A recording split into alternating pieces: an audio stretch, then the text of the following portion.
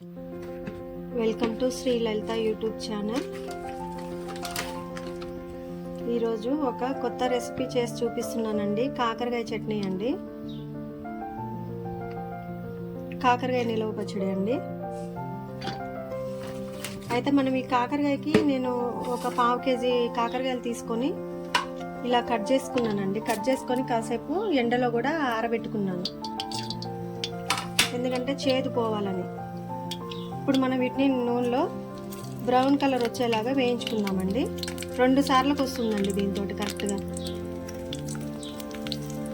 కాకరకాయ పచ్చడి అంటారా, అమ్మో కాకరకాయ కూర తింటమే కష్టం మళ్ళీ పచ్చడి కూడా అని ఫీల్ అవుతున్నారా? అలా ఏం లేదండి. ఒకసారి ట్రై చేసి కొంచెం క్వాంటిటీ తీసుకొని ట్రై చేసి చూడండి, కంపల్సరీ తింటారు. అన్ని రకాల ఫుడ్ తీసుకోవాలండి. కాకరకాయ షుగర్కి చాలా మంచిదండి. ఒకసారి వేగాయండి, తీసాను.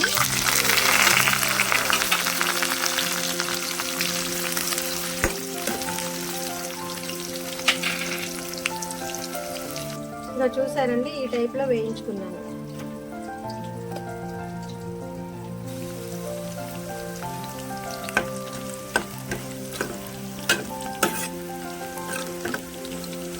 కాకరకాయ తినాలండి, తినకుండా ఉండకూడదు. మనం చేదుగా ఉంది కదా అనుకొని తినకుండా ఉంటే ఎలా అండి? వేపపుల్లతో కూడా బ్రష్ చేసుకుంటే చాలా మంచిదండి. కనీసం వీక్లీ 3-4 టైమ్స్ అయినా మనం వేపపుల్లలు సంపాదించుకొని వాటితోటి బ్రష్ చేసుకుంటే చాలా మంచిదండి. వేపాకు ఉంటుంది కదండి, చిగుళ్ళలో ఉండే ఆకు, పొద్దున్నే నవిలితే కూడా డయాబెటీస్ కంట్రోల్ అవుతుందని అంటారు.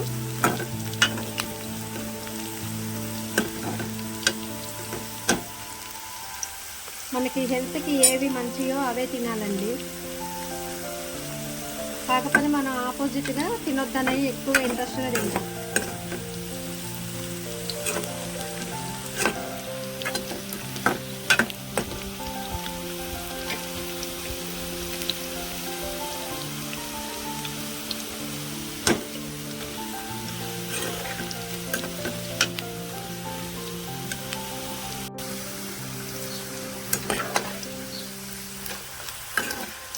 చేదు బాగా వేగితే చేదు అనేది ఉండదండి.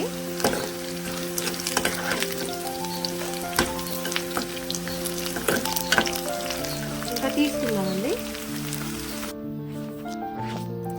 వెల్లిపాయలు, ఒక 3 వెల్లిపాయలండి, అటు ఇటుగా 3 పట్టాయి. పొట్టు తీసుకున్నాను. ఇవి మంచిగా దంచుకుందాం. ఈలోపు కాకరకాయ వేడి చల్లారుతుందండి, పచ్చడి ప్రిపేర్ చేసుకుందాం. పికిల్ కోసమని ఇంత చింతపండు నానబెట్టుకున్నానండి. ఈ చింతపండు బాగా ఉడికించుకుందాం. గ్యాస్ ఆన్ చేసి స్టవ్ ఆన్ చేసుకొని మనం పులిహోరకి తయారు చేసుకుంటాం చూసారండి, అలా అంత దగ్గరగా చిక్కగా ఉడికించుకుందాం. అయితే నిమ్మకాయ కూడా వేసుకోవచ్చు, కానీ ఈసారి చింతపండుతో చేద్దామని కొంచెం పసుపు వేసుకుందామండి.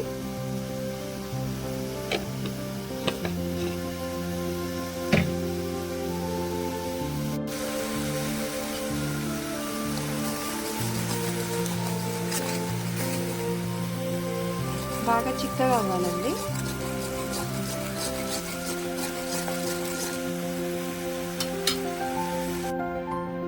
ఇలా చింతపండు ఇలా పేస్ట్ లాగా అయిపోవాలండి. ఇలా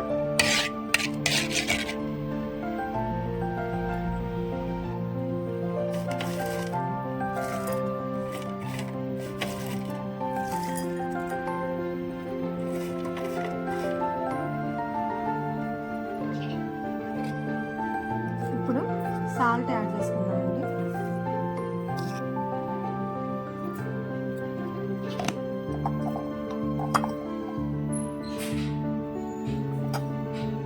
కారం యాడ్ చేసుకుందాం. కొంచెం ఆవాల పిండి అండి,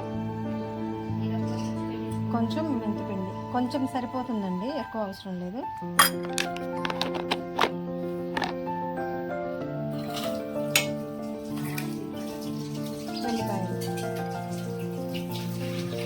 మంచిగా మిక్స్ అయ్యేలాగా కలుపుకుందాం. ఫస్ట్ కలుపుకోవాలండి. చింతపులుసు యాడ్ చేసాం కదా, కలుపుకోవాలి.